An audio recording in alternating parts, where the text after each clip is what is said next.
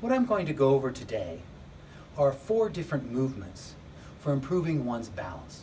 In particular, one's walking balance, or control on a single leg. I'm going to demonstrate each one of the exercises individually so that you'll be able to practice these in a safe manner at home. The first exercise I'm going to demonstrate, I like to refer to as the slow walk. Now with the slow walk, what you're trying to do is increase the amount of time you spend on a single leg. So in other words, walk in your normal stride length, but simply move much, much slower. I'm going to demonstrate that now. What we're going to try to do is walk down this hallway, because that's going to provide optimal safety, in a very, very slow pace. I like using the hallway for its safety factors. And what I have a person do then is start off walking their same normal style, only much, much slower. So as I step forward, what you'll see is I'm spending a lot of time on a single leg. I'm still landing on my heel, rolling off my toe. In this case, my right hand is close to the wall, periodically even touching the wall if I need it to maintain my balance. The slower I can move, the better. But safety first. I'm next going to demonstrate the sideways walk. Now the sideways walk down the hallway is really helpful in improving one's lateral hip strength. And that lateral hip strength is again important when I'm on a single leg as I'm walking. It should help to keep my hip from collapsing either to the right or the left when I'm walking in any sort of situation. So let's work on that next. I'm now working on that sideways walk. I put my hands up initially just for balance control. And I make an effort to A, keep my feet pointing straight ahead, take a relatively small step, and make sure that my feet stay apart. In other words, I step out with my right, my left one comes up toward my right foot, but doesn't touch it. They stay apart the whole time.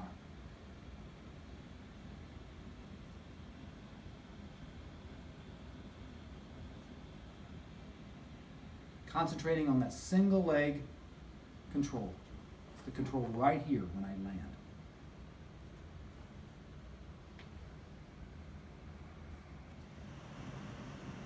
I'm walking back to the side again, keeping my feet pointing straight ahead, small steps, under control.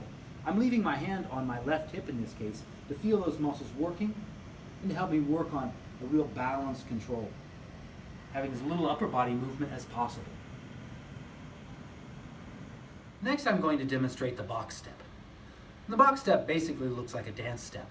But what a person is working on is their movements to the left, to the right, forward and backward, really trying to have good control, being able to be very deliberate in how they move. I'm going to start with doing the box step in a counterclockwise direction.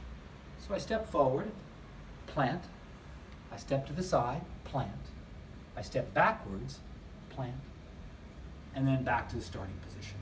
The key with this movement is control. Slow. Take your time. Don't let your feet come together. You want that balance. The hallway affords you balance in that you could touch the wall in any direction you're moving.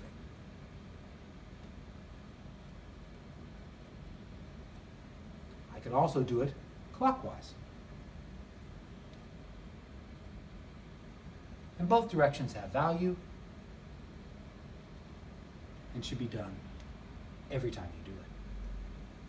The last movement I'm going to demonstrate is doorway marching. Literally, we're going to stand in the doorway, march on a single leg, using either 2 hands for assistance to begin, to 1 hand, to no hands, depending on your level of balance and control. The last movement I'm going to demonstrate now is marching in the doorway. What I have you do is have your fingertips touching the sides of the doorway, both of them to begin with. Then simply pick a leg up, approximately 90 degrees of hip flexion, and then toe tap down to the floor. Your goal is to move in a slow, controlled manner. And in fact, the slower you're lowering it, the better your control is.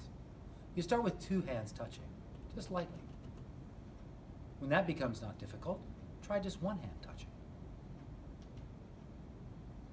Last but not least, you'd like to be able to do it with no hands. Put your hands out to the sides so that you could grab the doorway should you need it for balance.